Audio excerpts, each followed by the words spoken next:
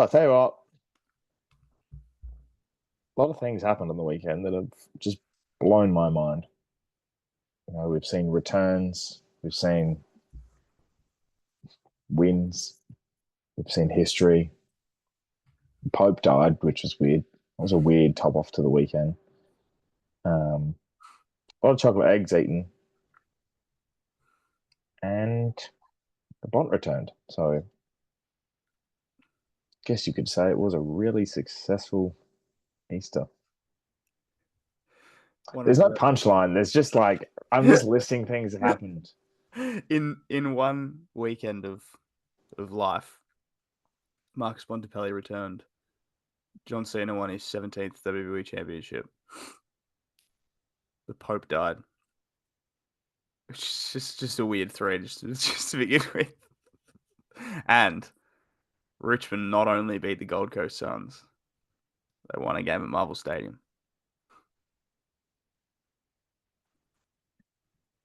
Easter's a real fucked up weekend, isn't it? Oh, and one more thing before we smash. Well, actually, that doesn't make sense much to it. I didn't drink all weekend. It's a bloody miracle. That's the biggest of them all. The miracle's there. Smash the glass. Here at the glass table, we're just like you. I like to play football, I like to watch football, and I like to talk about football. Yay! I like to play football, and I like to watch football, and I like to talk about football. But we do things a little bit differently around here. That could be a dream, Jared.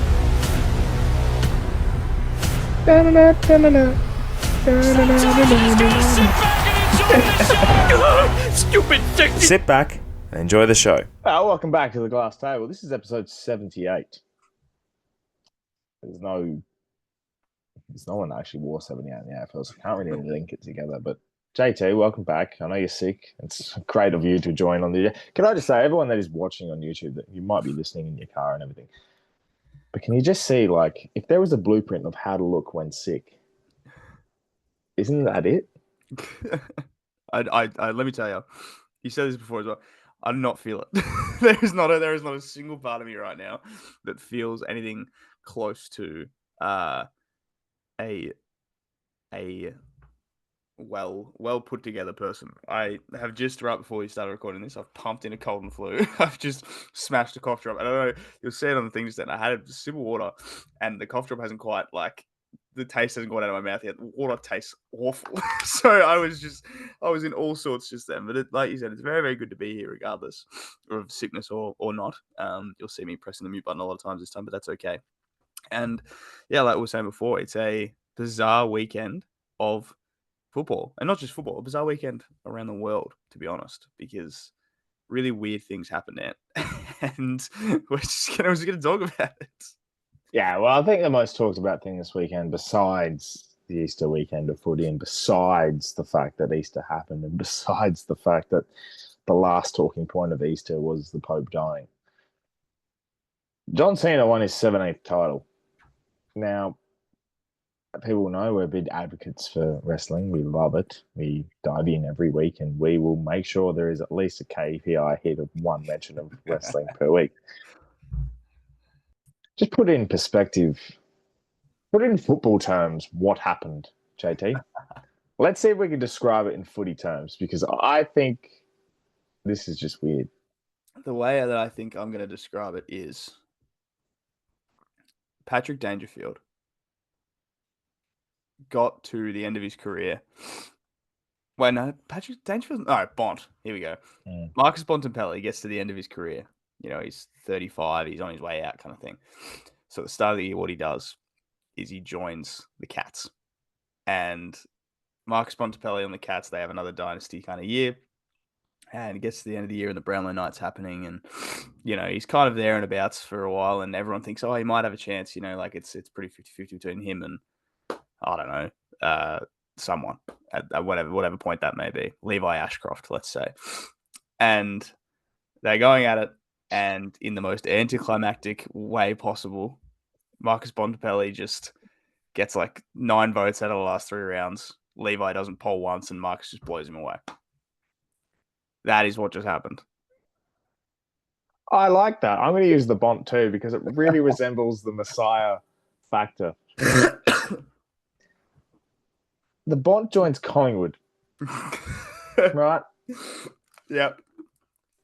And basically they have him go head-to-head against, the Bont, joins Collingwood. Nick Dacos is somehow traded.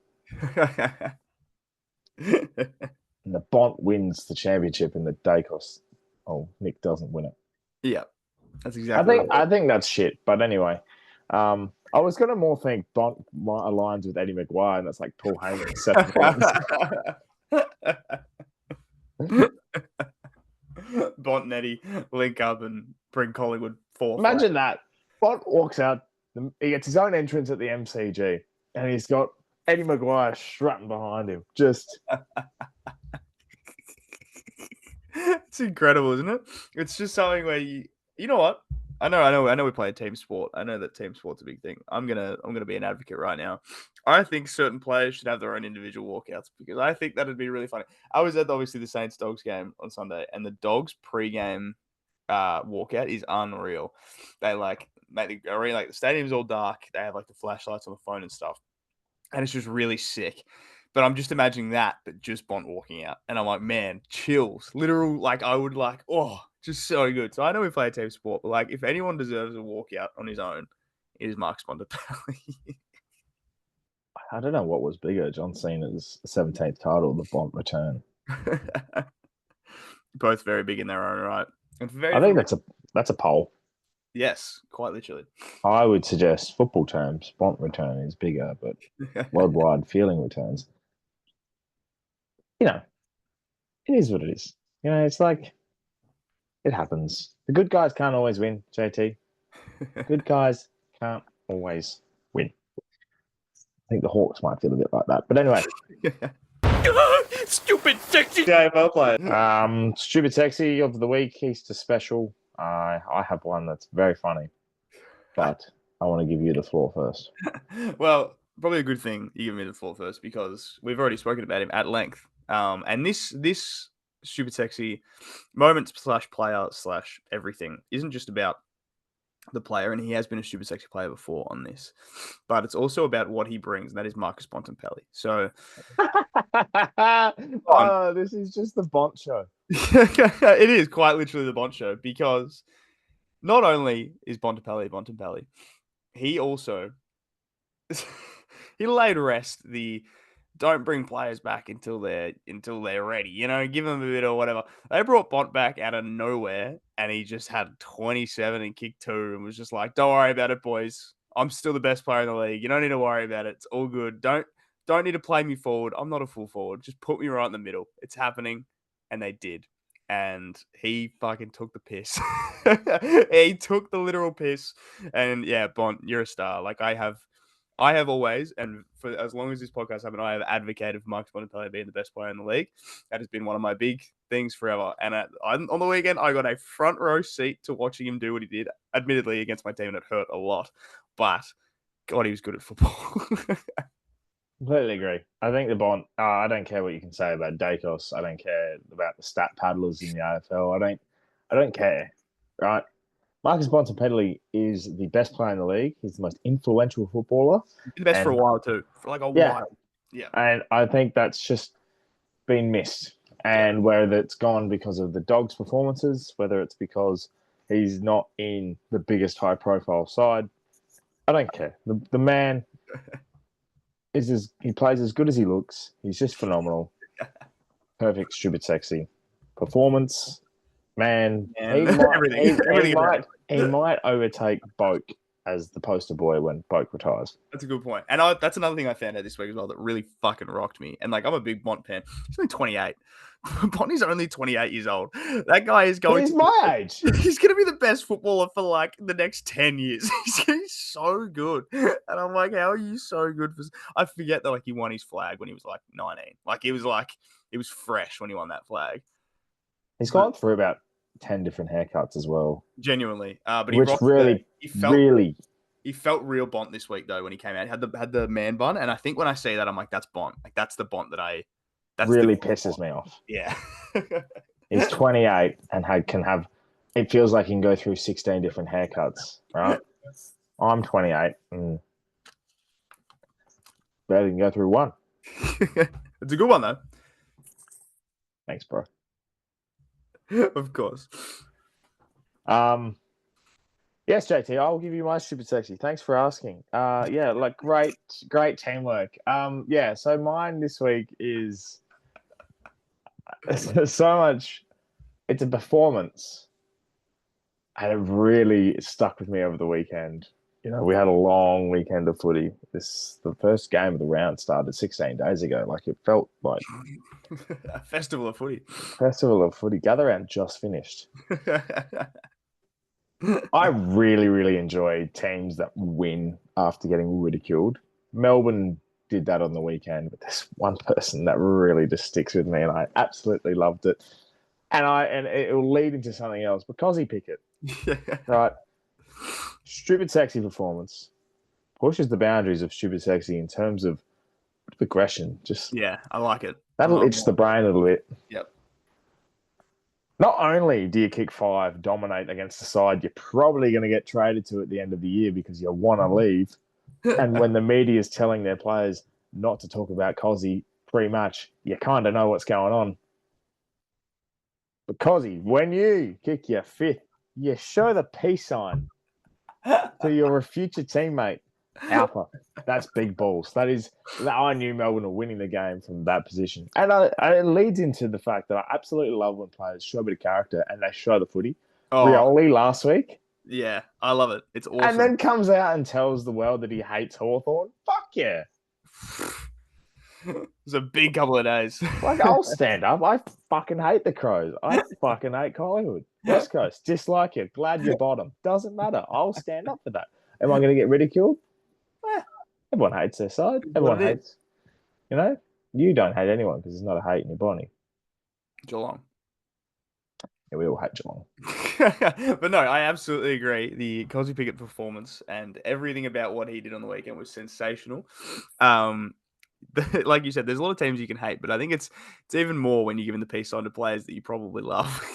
Like that's even greater. And the fact that he's going to be there, and like I already know that's going to be the meme of when he leaves. Like when Cozzy leaves the D's, it'll be that. Do you reckon? I don't know who he was getting. I think it was Draper who was chasing. Yeah, it was Draper. Yeah. Do you reckon he turned around and instead of the peace sign, it was actually like, no, 2 million. Thanks, boys. 2 million.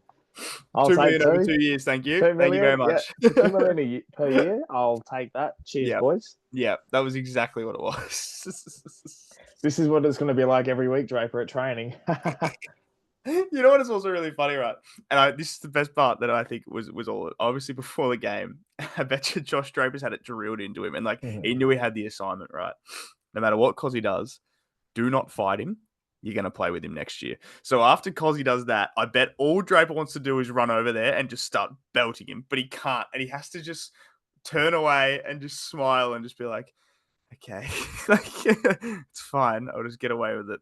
It was so funny, and he was incredible. And yeah, you were right. One of the great performances of the year from Cozzy. And I've been very critical of Cozzy over time, but that just shows what he can do. It shows when you channel your actual, instead of aggression and giving players shit, like you channel it into your footy. Yep. And it amazing opens up fantastically. And the D's did that as well. Like they all came together, and I'm sure they had their talks during the week, and they were like, you know what? Stuff it. Let's go out there and play footy. They were on from the outset, didn't give Freo an inch, and even when Freo were coming, they put pressure on those. They put them under the sword, and they crumbled, which was great.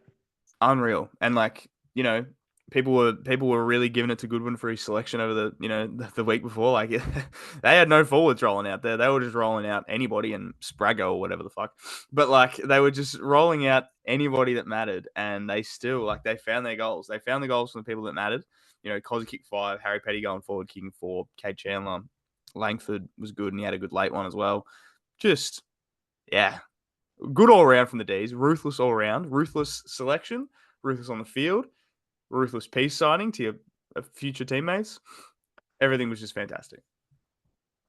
Yeah, it goes to show if you show some cockiness and show some aggression, and your team needs it, and you're actually living off that energy, you can put in a good performance. I don't think shushing the crowd once you're 70 points down, though, really bodes well on a Good Friday clash.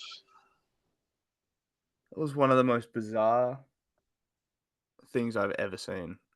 And it put Rocky to shame. Yeah. So it was Jacob Constanti, wasn't it? That's who it was. Yep. The big pre-season signing or whatever he was. Yeah, has the Rocky theme and gives a shush of the crowd down 80 points in the third or last quarter. Like, just there is a time and place, and I love a shush. A shush is great. When Sam Draper shushes the crowd after they boo him when he snaps, unreal, spectacular. Well done, Sam Draper. When there's a shush at the end of a game, when someone's had a win, Jack Ginnivan shushing the Anzac Day crowd, big crowd, nice play. When you're 80 points down in a Good Friday game with no hope of anything happening, maybe, just reel back. Just run back to your spot, mate. Get your high five from your teammate, and away you go. Shushing the crowd is by far and wide, I think, the worst celebration in footy, because it's the worst celebration in the world. Because how many times do we see it done in the first quarter or the second quarter, and maybe because you got a lucky free kick or something went your way and you decided to shush the crowd? Brodie Grundy did that against Port Adelaide a couple of years ago, and now he's at Sydney because his career's crumbled, and they lost that game. Bubba Child did the same thing last year against Port Adelaide at the Adelaide Oval. We're 41 points up, ended up losing to DBJ in the final seconds. Constanti doing it when you're 80 points down late in the last quarter. Time and place, sure. Is it really needed, though? Like, just give a fist bump. If you celebrate a lot more, that one, you're just pissing people off. What was almost just as bad for a different reason, Jesse Motlop did the same thing and went a little bit more unnoticed because they were obviously the ones that were 70 points up. But what are you shushing the North Melbourne crowd for? There was 5,000 of them there. Like, they're not making any noise anyway. It's fine. Like, you don't need to shush them. They weren't angry. They were just there. They were upset that their team was losing by a lot, but they weren't angry. It's players doing it when they're not that good. If Marcus Bontempelli shushed me, I'm getting on my knees and bowing. They're like, absolutely, sir. Like, Messiah, please. No worries. I will never speak again. For you, for anything. I will do whatever it takes, Messiah. It's good at football.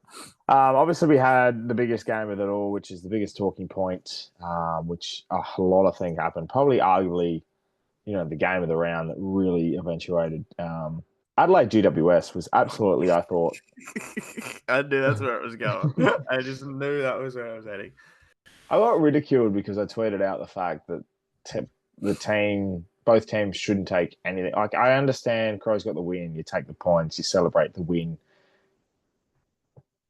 And there was like shitty wind and shitty conditions. I get it. You have those games. But by God, what I saw in the first half, I don't care if it's dry, windy, wet, whatever. There was targets that were being missed, kicks that were being miskicked, and handballs that were being missed, marks that were dropped, goals that should have been kicked were missed. And I'm sitting here going, I play Div 6 footy. This I've seen better. So that's the only mention this game's getting in this podcast, by the way, because I really want to talk about the Easter Monday. Of course. Best game of the round. Had to wait till Monday to do it. Arguably the game of the year, this one.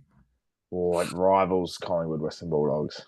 Yeah, it's that. It's also rivals Cats Crows for most of that game. But I think just the cinema of it, the fact that it was so good all day, just an unreal game of footy. Every time the Cats have had a laid out, I'm pretty sure they've won the game. They have 5 straight laid outs. Are they 5 straight wins? That is a question. I don't think so, because they've only won 4 for the year. So, yeah. So, no, they've won their last 3, which have all been laid outs, but the first 2 they had laid outs, they lost. well, that just takes away any sort of point of that. But it's interesting to see. I think it was Mullen that was laid out today. Yeah, Scotia Mullen with a hip. At what point do you think your hip sore going into the warm up? when Chris Scott goes, yeah, he was just felt a little bit sore.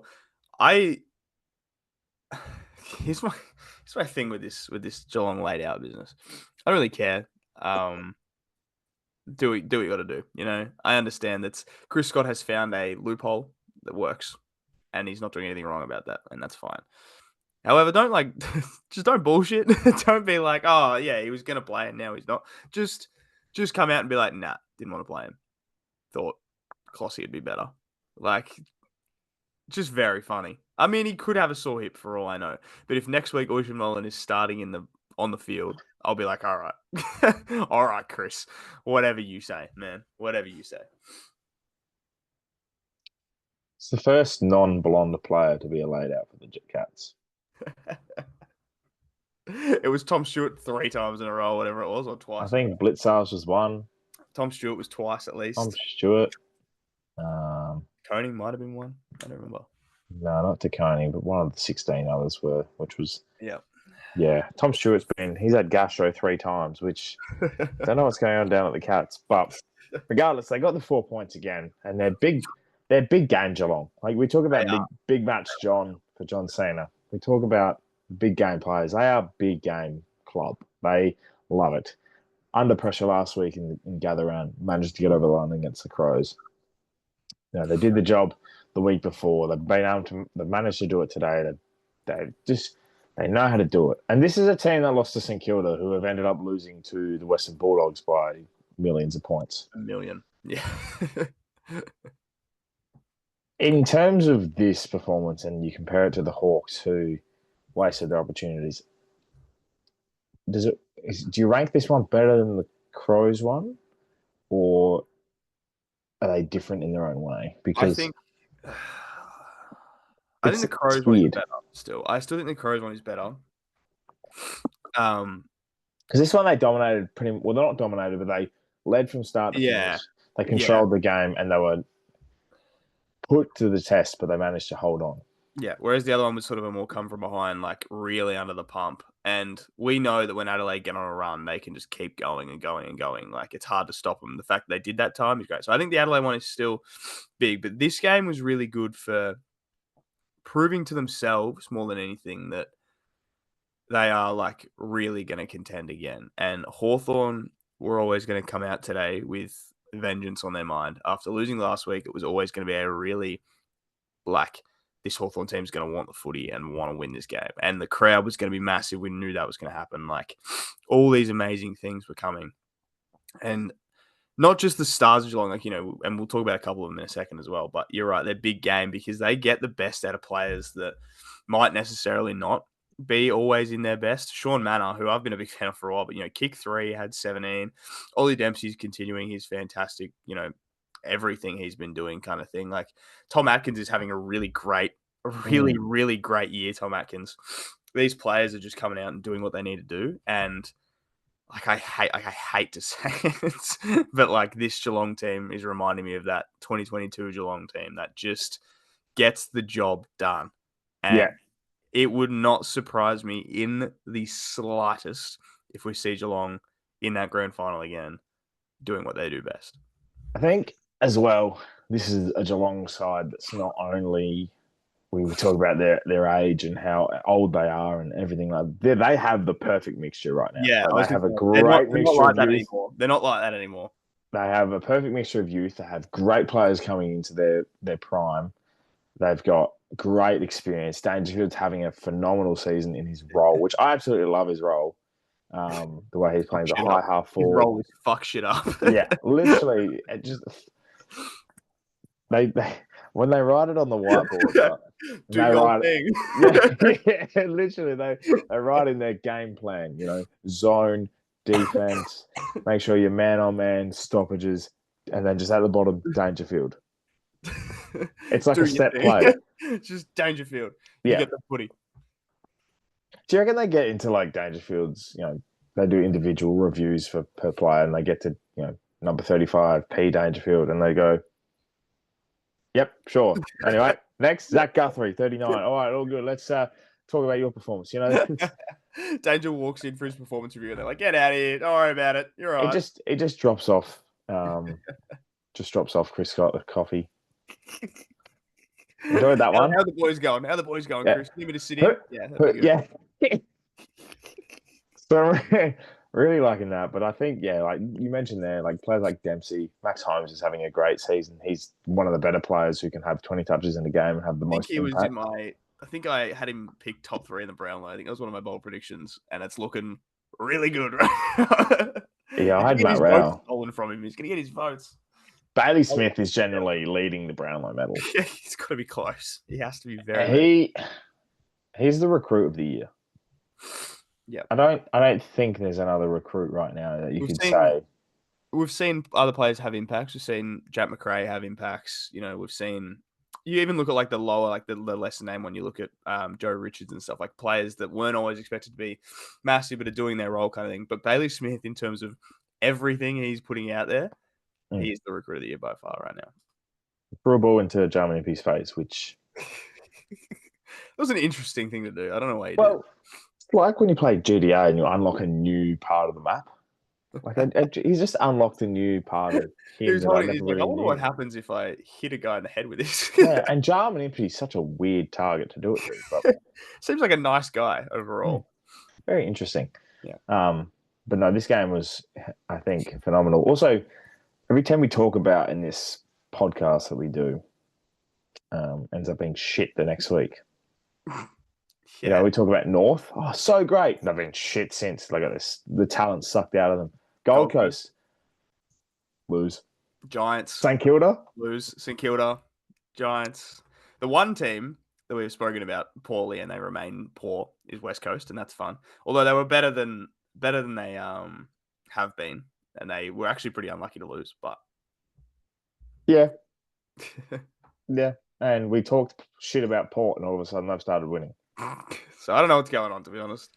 Don't know, and we'll see what the Hawks do as well. But this game in itself, one to remember, another one adding to the Easter Monday phenomenon. That is, you know, if you went to the tabs and you went to like, Easter Monday, and it's just got this long list of games that you need to watch. So I thought, great idea. Well, we thought. Well, I came up with it, but, you know, it's a podcast that we do together, so kind of really have to give credit to both.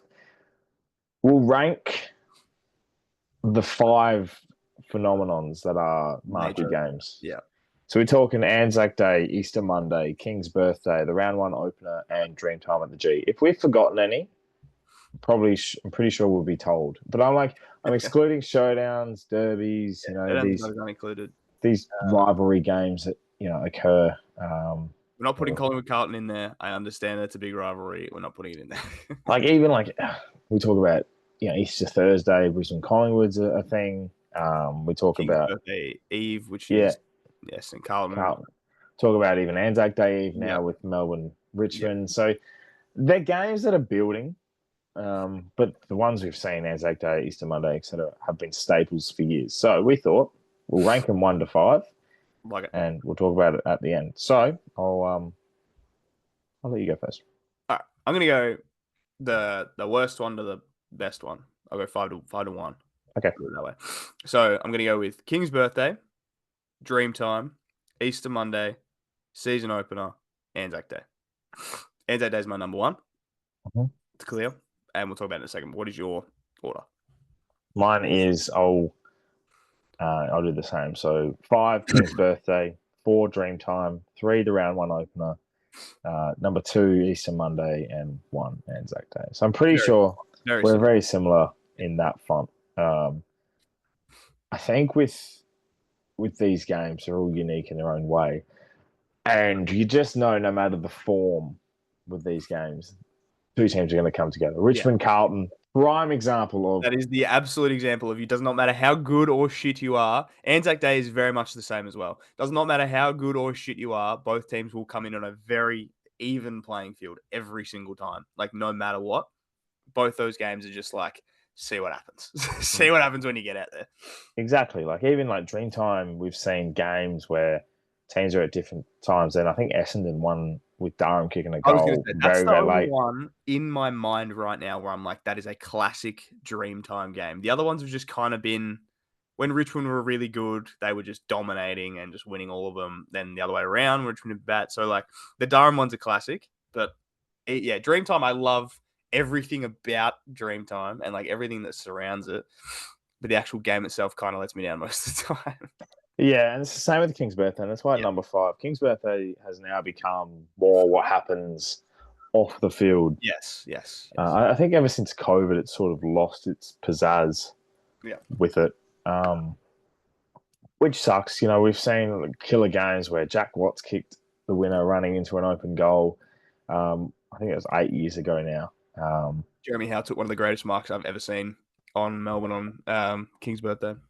Yeah, so they're games that have had river endings, but never really seen. Easter Monday has been as consistent as they ever been. Even when Hawthorn were shit for the couple of years they found a way. Even last year, like I think it was a 7-goal loss, but it didn't feel like a 7-goal loss. And like there have been times where, like I think I put out a tweet today, 1 every 3 is about pretty good. And like even the ones that aren't as good, they're good for a while and then they're bad kind of thing. So like Easter Monday is always, and the crowd's always great on Easter Monday. And ANZAC Day is just one that's been,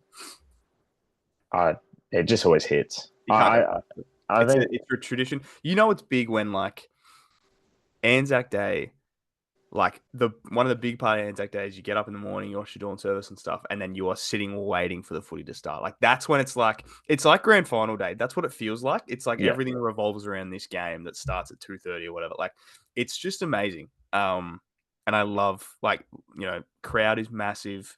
Everything surrounding it, awesome. Like we said, level playing field when you walk in, unreal. I think the perfect way I can describe it is atmosphere. Yeah. And you described it well there, like it's like grand final day. Yeah. It's the atmosphere of it. It's the event is dictated by people that want to be part of it. So if you want, how many people go, oh, I can't wait to go see, you know, Easter Thursday, Collingwood, Brisbane. Yeah. Doesn't have that pizzazz to people outside of those teams. People will sit there and watch it. Killer, we've got Thursday night footy. That's the extent. Easter Monday, Anzac Day. Even I said to you, Lycium, we're going to King's Birthday later. And it's like, these games have that, I can't wait to go to the MCG and witness the slide, the big freeze. I can't wait to go see the dawn service and Anzac Day. And everyone's like, shit, this is something I want to go to. So I think every single one of these games has that unique experience that people just want to be part of.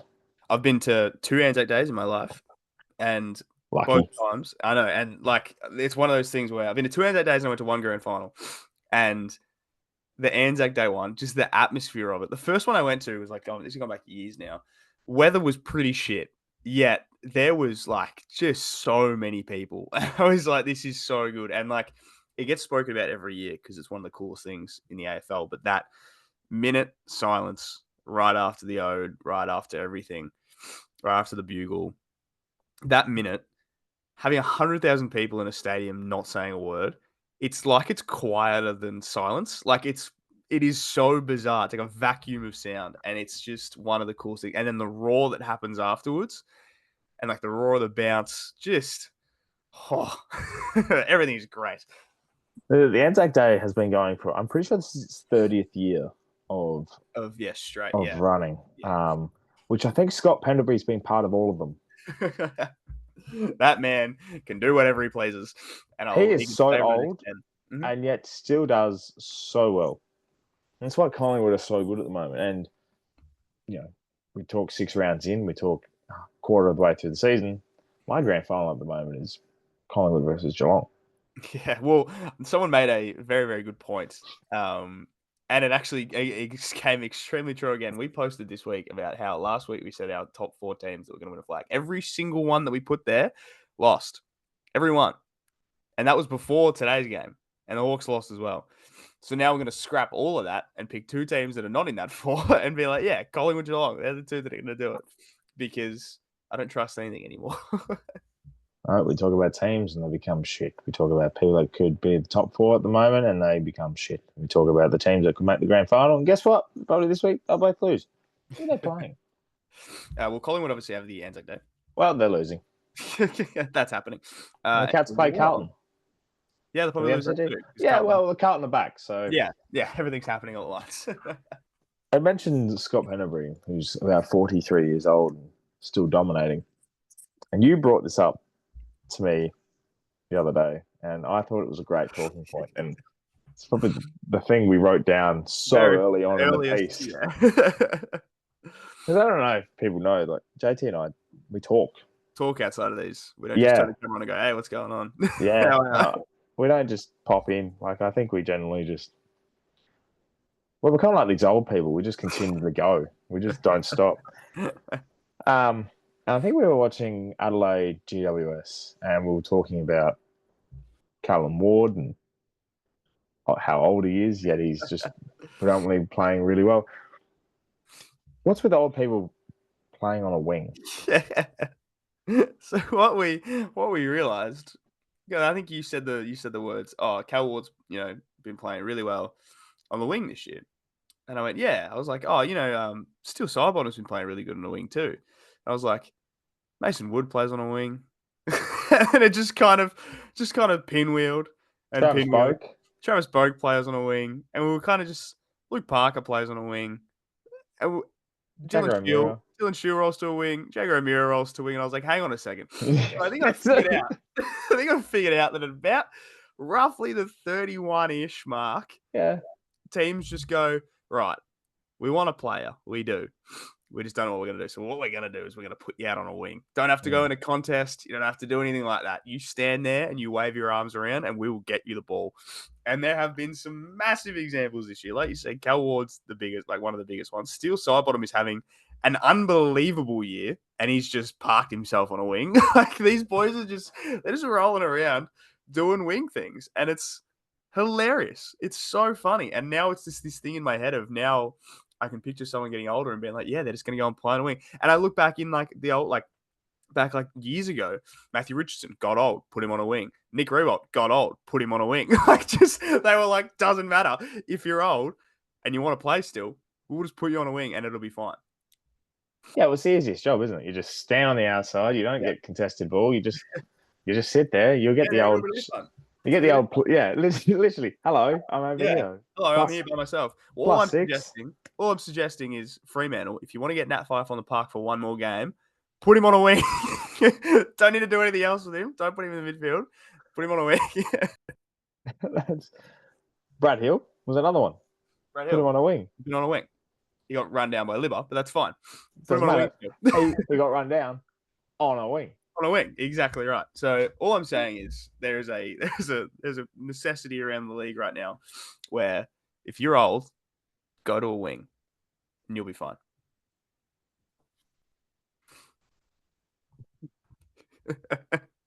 It's very funny because on a wing and a prayer. Just hoping to get to 300 games. Get yourself to 350. Sit on a wing. It's all good. You'll figure it out. I'm pretty sure Robert Harvey, the last year of his career, they were like, sit on a wing, man. It's fine. We'll get it to you. All good. We'll sort I can picture. You know what? Jack's still sort of not playing really well. Put him on a wing. Put him on a wing. I don't care. It's very good. Old blokes on a wing is a thing that I'm going to now, every time I watch a game of footy, every time that ball is bounced, I'm going to look on the wing and be like, there's an old bloke on a wing. Literally, and I think at one stage on the weekend when Port were lining up, on one side it was Christian Moraes, and the other side was Travis Boak. Yep. The youngest and the oldest player on the team at the time. There's a whole iPhone generation between the two of them. There's a whole person's life in between the two of those. Like there is a fully grown human in between the ages of those guys. Can you think, like Travis Boak in his whole lifetime has experienced every single iOS update?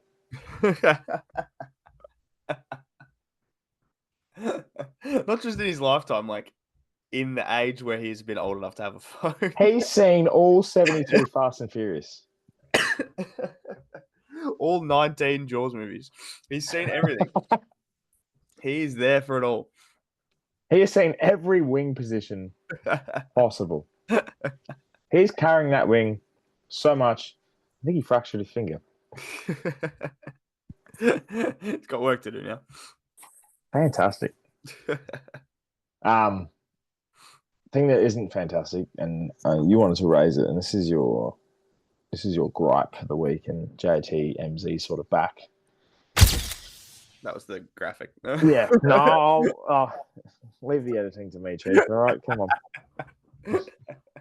on. Anyway, a lot of great umpiring over the weekend. Yeah. So how about them goal umpires, eh? I was about to say. So, firstly, usually my JTMZ is like I go after a journalist of some sort for saying something stupid. However, I'm going to go and completely agree with one of the journalists that I saw on the weekend. It was David King saying that. Whoa!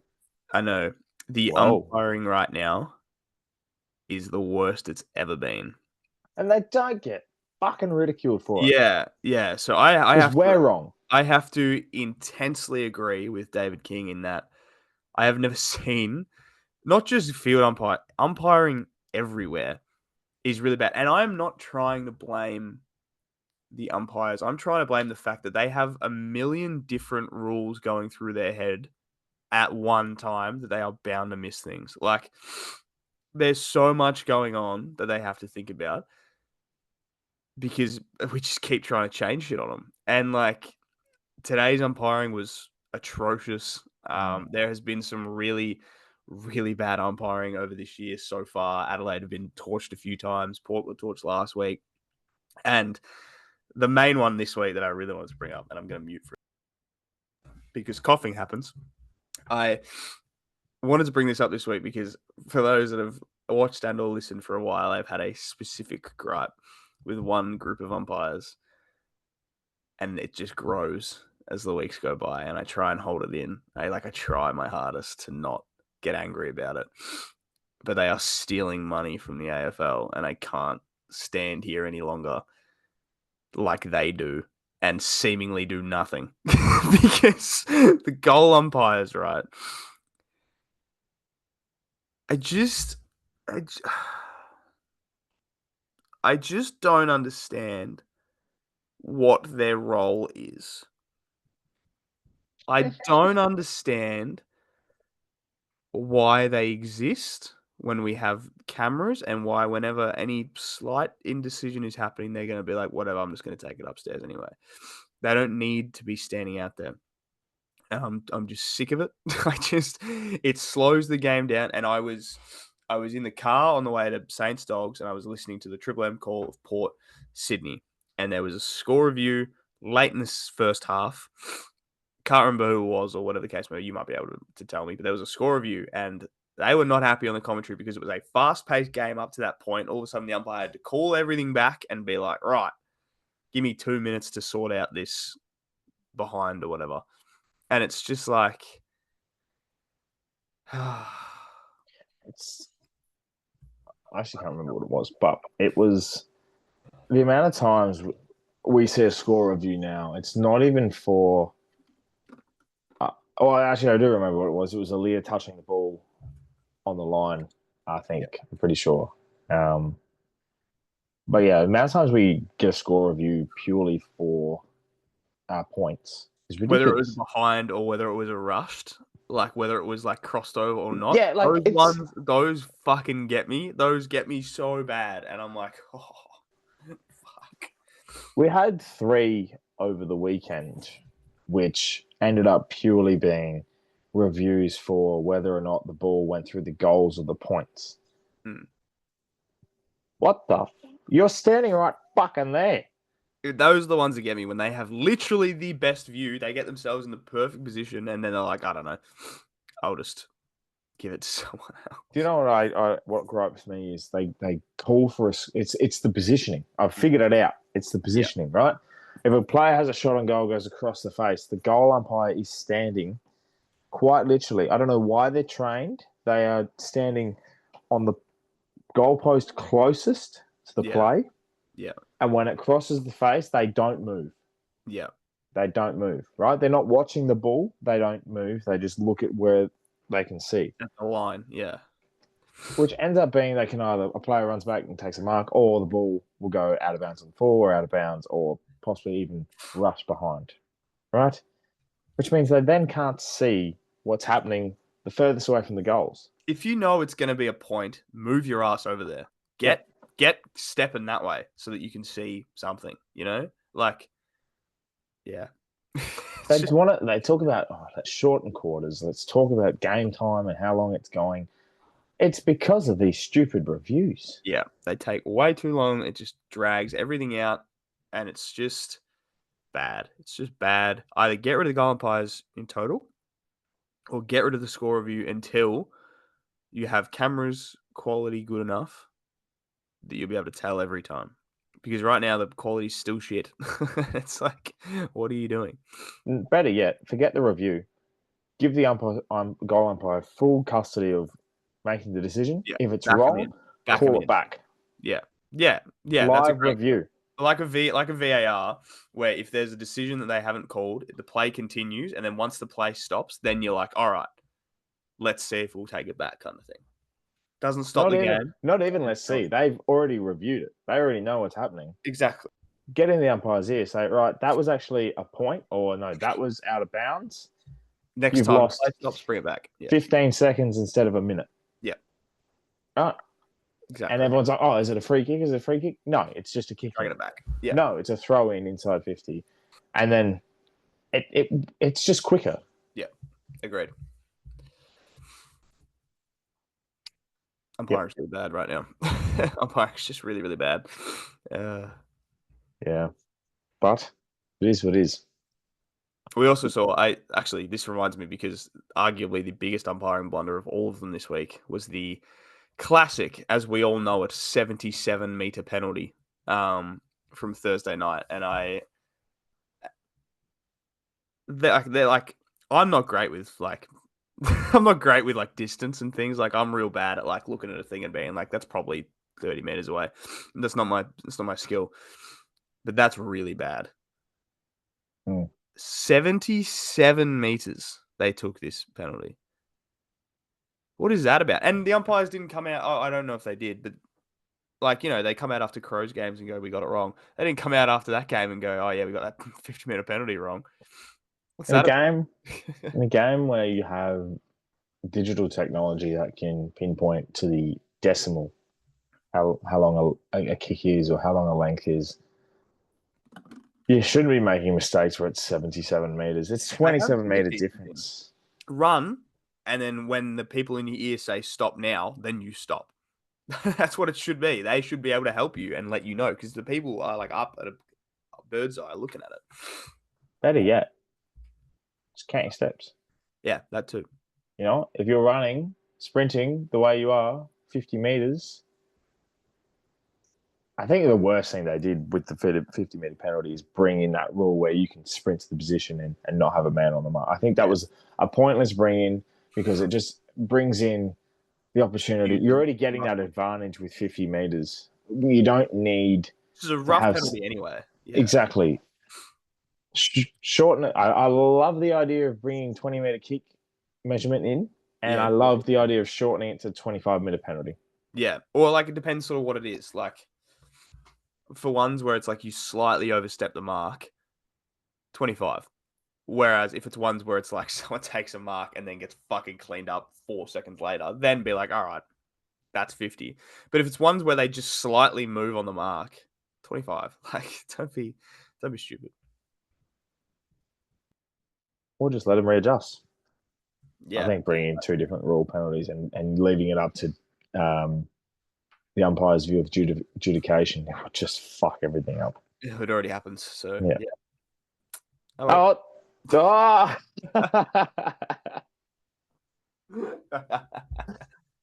haven't had one for a minute. That was fantastic. Yeah. Let's just get straight in. I know we had a question this week, but we didn't have too many answers, and we can sort of revisit. But thank you everyone for trying in where you did. But we'll sort of jump straight into round 7 tips this week, and I will mention people this week and let you know what happened, because it's fair. One Shout out, specific person gets a shout out. yeah, the 40-odd other people that are in the league are either 4 or 5. And the one person that managed to get 7, which is astounding, is Anna Kay. So congratulations to her. Unbelievable. Let me look. So Anna Kay this week 17th on the went the list. Fires, went the Blues, which is fine, went the Bombers. Tipped the D's against Freo, and I believe might have been the only person. Oh no, we had a couple later on. One of 3 to tip the D's against Freo. Tipped the Crows, tipped the Suns, tipped Port, tipped the Dogs, but then tipped Hawks today. So lost one on there. But generally, you look at it and go, far out. If you were ballsy to tip the D's, you should have gone the Tigers. And then, yeah.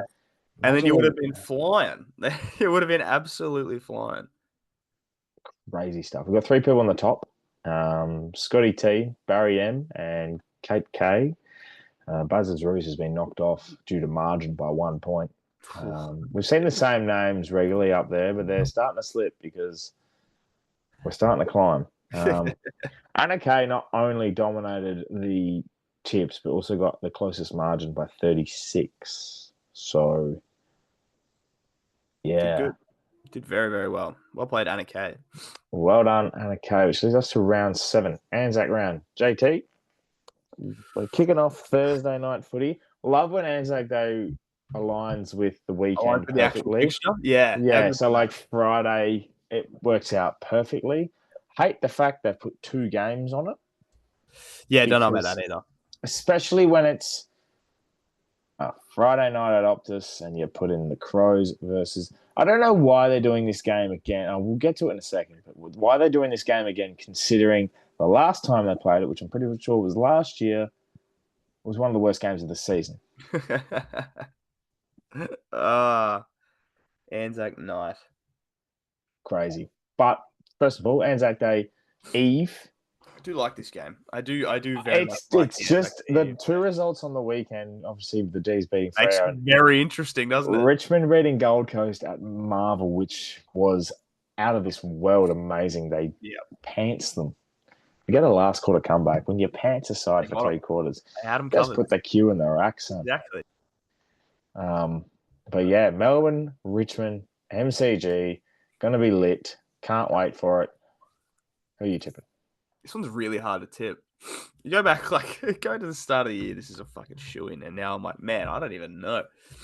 This is gonna be really hard. I think Melbourne have turned a bit of a corner. I still don't think they're gonna be great this year. Melbourne. I think they'll still be one of the bad teams, but that was a really inspiring win.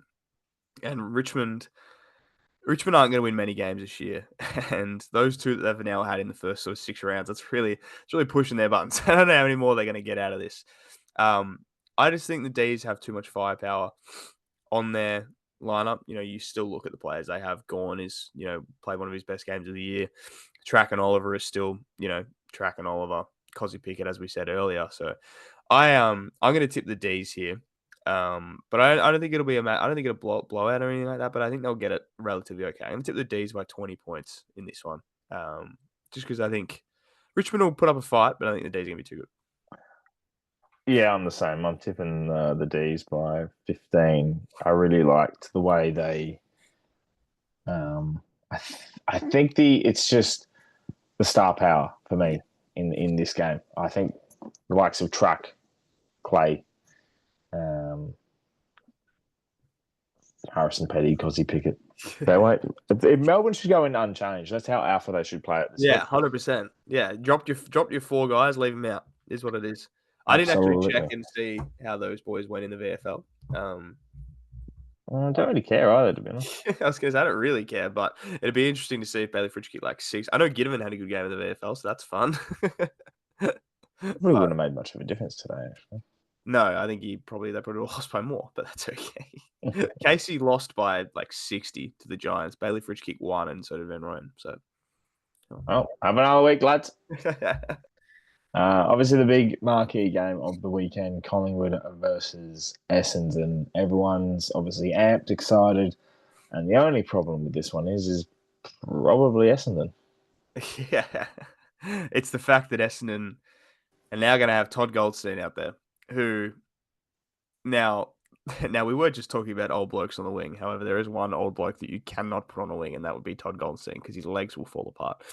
And the fact that he's going to have to play the entirety of this game because they have no available ruckman is going to be pretty bad. Darcy Cameron might have 30 touches and 80 hitouts. Like, that might happen. I don't think about the hitouts. I think Todd. Maybe not hitouts. Total hold his own, but he might have 30 touches and like 12 clearances. Like he might Todd's take heat map will just be that center Yeah. circle, kind of like what they do at Fox now, where they put the Amy logo in the middle. That's just Todd Goldstein's heat map. He taps it down and then he just stands there and just waits. He goes, Yeah. "You got it, boys. Have fun." Yeah, 100% love that. I'm going to tip the Pies, and this is going to be my lock. Yeah. Looking at it, it's probably a safe bet to go this one. They're not going to be my lock this week, but I am going to tip the Pies just because I know that ANZAC Day gets a little bit weird. I'm not saying this thing's going to win. Pies, I think, should still win. But, ANZAC Day brings out some wild things. They had a draw last year, obviously, in this fixture. So very exciting to see how it goes. Definitely agree with that. Also, just on the locks for everyone that is listening and watching. Once we get a lock that goes wrong, we're not allowed to use that team for the foreseeable future. So Gold Coast are no longer allowed. Gold Coast are out of here. Especially when, if you put a lock on a team and it's just a close loss and the team's 50-50, then you're kind of okay. It's okay. When you're playing Richmond at Marvel and you're undefeated and you get pummeled, you're not allowed back. No. Your own party. Piss off. Yeah, exactly. Friday night, as we mentioned, Fremantle, Adelaide at Optus Stadium. This one's interesting. I mentioned the game before about how last year's was worse. It actually wasn't Anzac Day that they played. They actually played on Easter, for Good Friday. Oh, yeah. After the Carlton. So not only did we follow up with another Carlton smashing of North Melbourne, but last year we watched arguably the worst game of football. And I'll just tell you the scoreline. It was 9 goals, 15-69 to 4-10-34. Half time, 4-7-31, 3-5-23 to the Crows. Now, if I'm sitting here and I'm thinking about this game, the Crows just came off of an awful performance but a win nonetheless. But a win, and then Freo have come off a high-scoring loss to the D's. I trust the Crows more this year. Yeah. Don't like that it's at Optus because this can be ugly, but I think the Crows will win this one. I'm going to agree with you here as well. I think the Crows just match up really well against Freo. I think they need to stick with their 4 tall thing. They got going on. I know they get a little bit of shit for it, and they leak a few goals and everything like that, and that's fine. But I think they match up well. We saw on the weekend, even though they didn't kick many goals, we saw on the weekend that their goals can still come from any avenue. Tex kicks a few. Fogarty went down. Although, Fogarty went down, so he might not be playing, which still works. I'm going to tip the Crows. I just think they're a little bit too polished. But this game's going to be one in the midfield. Jordan Dawson needs to hold his own against Brayshaw and Sarong. It'll be Dawson and Saligo versus Brayshaw and Sarong, and that is tasty for a Friday night. So I think it's going to be very, very good.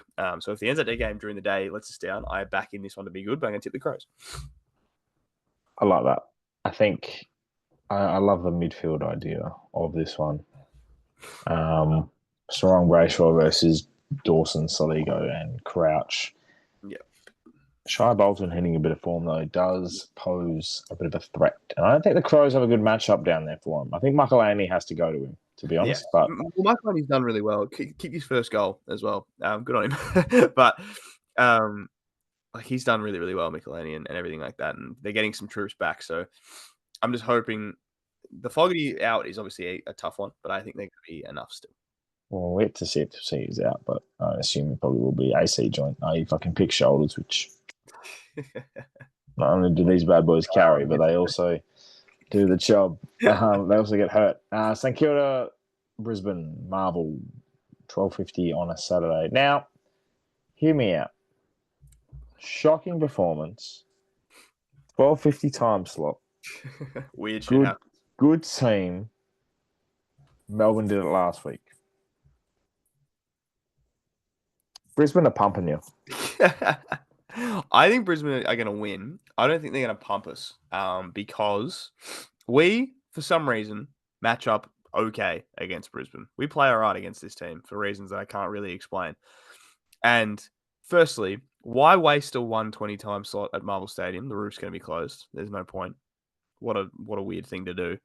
I don't think we're going to win, but we're definitely not going to play as bad as we did this weekend. I think Nick Riot said it after the game. He said, like, I would be shocked if they came out the same way that they did this week. And I don't think it can get much worse in that Dogs game, to be honest. So I don't think they're going to smash us. But I think the Lions will win.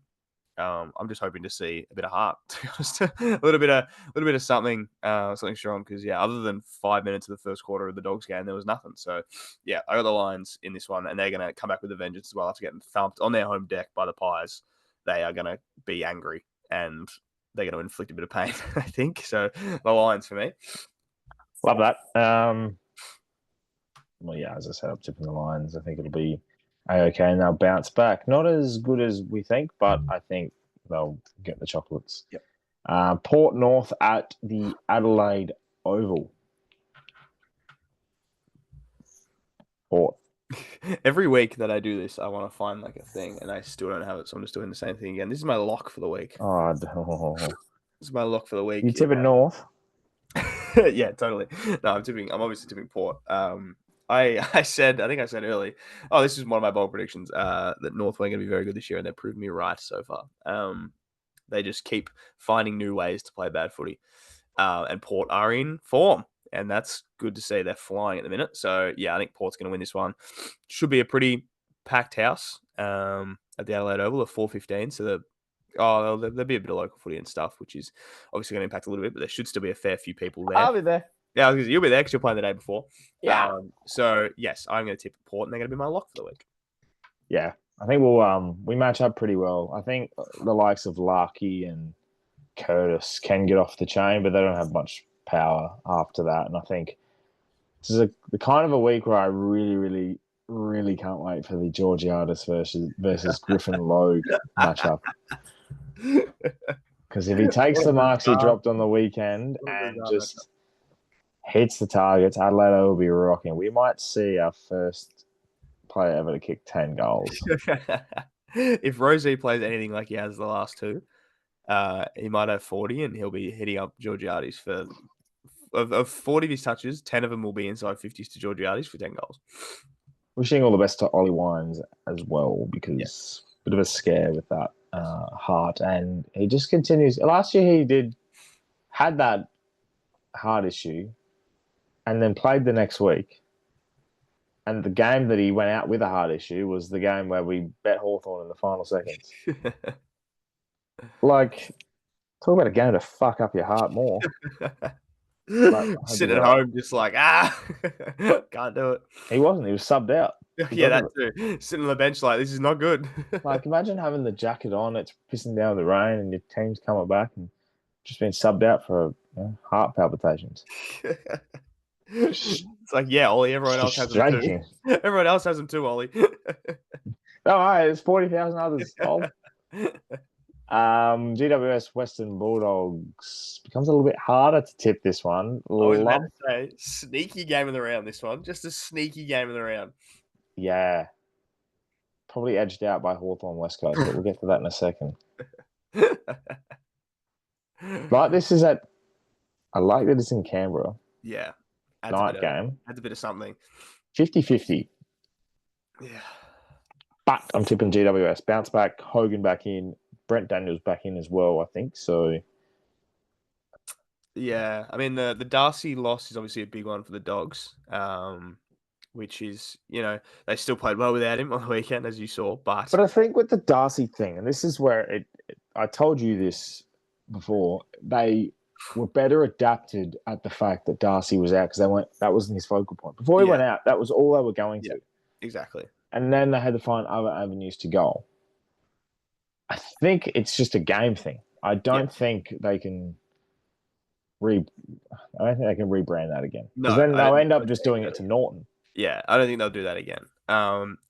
However, with all that going against me, I'm going to tip the Dogs here. Ooh, Dogs good. There's something about Bont being back. I don't know what it is. he brings a level of like scary, like real fear to this team. Like if you're lining up in that midfield, and like the Giants have a great midfield, we know that. But if I was standing across from Marcus Bontempelli and Tom Liberatore, I would be shitting my pants. Like, that's a terrifying midfield. And I don't know what it is. Bont just being back is just giving me good vibes about the Dogs. So yeah, I'm going to tip the Dogs in this one. I don't mind it. Bontempelli's definitely going to be in the title, I think. Yeah, Bont's back. Happy Easter. The Messiah has returned. Bont. We get into Sunday. I don't like these one night only Saturday games. I like the two. I want something to change to. I don't want to change. I want one game to be bad and me to swap to the other one. Yeah. Yeah. Gold Coast Sydney starts us off on Sunday. Tough one. Yeah. Really tough. This is the Suns back at home, and the thing for me with this one is which which Suns outfit we're gonna get? We get the one at home. Do we get the one that's now out of form? I don't like Sydney at the moment. I think they're genuinely in a heap of shit, and so the only reason they came back against Port is the fact that we're unfit and become unco when we have a lead. I'm tipping the Suns. Yeah, I'm going to tip the Suns too. Like, the Swans' issues and the issue that I have with the Swans are the same issues that I had last year with them, in that I just don't think you can win. You can't win a flag with like a forward line of like a Marty, McLean, and McDonald when he's playing. Yeah, and they're missing 2 out of 3 at the moment. Too. Yeah, and McLean and Francis comes on for some reason. And I was going to say, Aaron Francis isn't going to be able to come on every week and kick 3 like he did. So the Swans are worrying me as well. I don't think they're bad. Like they're 14th. I don't think they're a 14th team, but I don't think they're as good as the Suns right now. And the Suns, Dimmer is going to fucking flog them this week. Like Dimmer, they're gonna work hard this week, and Dimmer is not going to settle for what he saw last week. So I'm going to tip the Suns as well this week.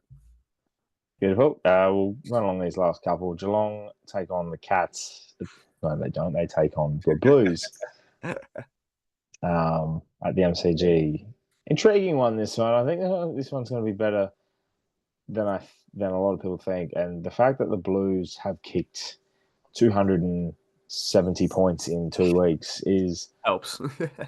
Is the reason. But they've come up against a defensive outfit of West Coast and North. Back to reality this week, in my opinion. I tip the Cats. I can't see... I just can't see them losing. They just seem like the type of outfit that... This will be close. Yeah, no, I'm going to agree.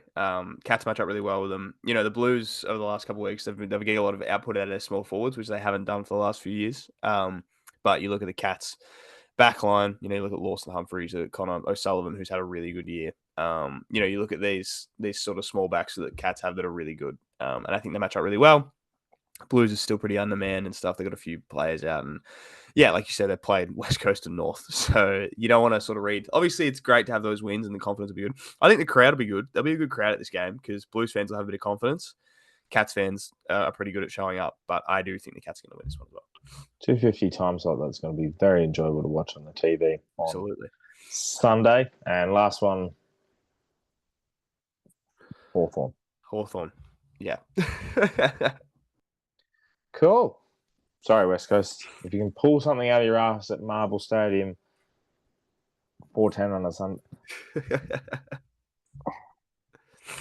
what point in time did the AFL sit here and go, do we fold them? No. I don't want to rag on West Coast for the 3rd week in a row, but it gets hard. No, I'm not talking. They lost by 2 points and they should have won, and I was cheering them home. It's more the fact, they're not going to be great, and Hawthorn are going to be a quality side. Why are you putting this? Yeah, I don't know. As the last game of the round? It doesn't sell your competition very well. No. Anyway. Oh well. Make sure you put your tips in this week, and that's us just about done. Yeah, absolutely. We've had some good things looking back. I think we covered just about everything. I think we covered Bont a million times, which is what we probably should have done. And yeah. Yeah, pretty much that was it. Round 7 is the gauntlet. Oh, the gauntlet begins. Get your tips in and get your gauntlet in, everybody. Very strange. The lock system that we've been going with. This is going to be the one. Fuck yeah! Can't wait to do it all. It's going to be fun. Another good round of footy. I don't have long to wait. It's ANZAC round, and if you don't like it, to finish this off, if you don't like any of the 9 games that have been presented to you,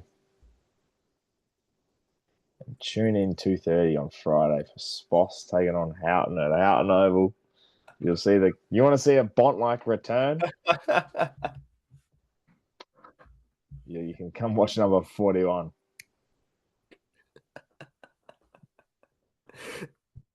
Been a pleasure. See you guys soon. Yeah. Ciao for now. All the best. Can't Sposs.